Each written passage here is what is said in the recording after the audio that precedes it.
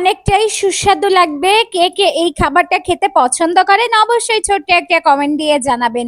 গুঁড়ো চিংড়ি যেটাকে বলা হয় ছোট চিংড়ি, বা এই চিংড়িটা কিন্তু বড় আর হয় না। যতই পুকুরে যতদিনই থাকুক না কেন, যত বয়সী হোক না কেন, এর সীমাবদ্ধ এই পর্যন্ত কি থেকে যায়। আমরা অনেকেই একটা ভুল জিনিস জানি যে ছোট মাছ বা ছোট চিংড়ি এগুলো মনে হয় না উঠালে বা পুকুর থেকে না তুললে মনে হয় অনেক বড় হতো, কিন্তু আসলেই না। এইগুলো এরকম আজীবন এরকমই থেকে যাবে। এই জিনিসটাই না আমরা অনেকেই জানি না। এই তো ছোট মাছ দিয়ে আজকে দুইটা সুন্দর রেসিপি দেখাবো। কিছুটা মুসুরির ডাল ব্লেন্ডারে ব্লেন্ড করে নিয়েছি, আর গুঁড়ো চিংড়িগুলো হাতে মেখেই দেওয়ার চেষ্টা করতেছি, তাহলে চিংড়ি মাছের ফ্লেভারটা অনেক ভালো করেই পাওয়া যাবে। সাথে একটু কাঁচামরিচ, ধইনা পাতা, তারপরে একটু গরম মশলার গুঁড়ি সুন্দরভাবে দিয়ে আর একটু মাখিয়ে সাথে একটু বেসনও দিয়েছি।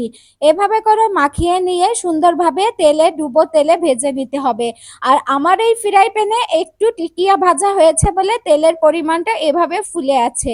এটা কিন্তু মাছ ভাজার জন্য না, মানে মাছের টিকিয়া বানানোর জন্য না, এটা হচ্ছে মাংসের টিকিয়া বানালে আমরা সাধারণত অনেকেই জানি তেলের পরিমাণটা এরকম ফেনা হয়ে যায়।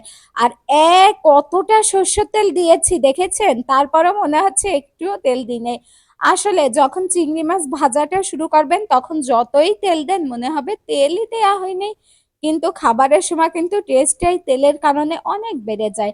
সাথে কিছু গোটা রসুন দিয়েছি, একটু কাঁচামরিচ দিয়েছি, আর কিছুটা পেঁয়াজ দিয়েছি। পেঁয়াজ দিয়ে তো আবার মাখা হবে, এজন্য পেঁয়াজের পরিমাণটা একটু কম দিয়েছি। আর সেই ফাঁকে ডুবো তেলে ভালোভাবে এই বড়াগুলো ভেজে নিচ্ছি। কালারটা আমি এরকম রাখতেছি, যার যে কালার ভালো লাগে সে সেভাবে ভেজে নিতে পারেন। আরো গাঢ় করেও অনেকে ভেজে নেয়।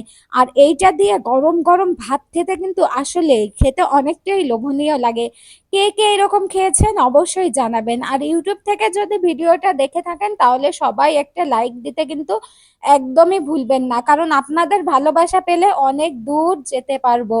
আর আপনাদের ভালোবাসার জন্যই এখানে এসেছি এই আমি। ছোট পেজ বা ছোট ইউটিউব চ্যানেলটা আপনারা যদি একটু ভালোবাসা দেন তাহলে কিন্তু আমার স্বপ্ন অনেক দূর চলে যেতে পারে।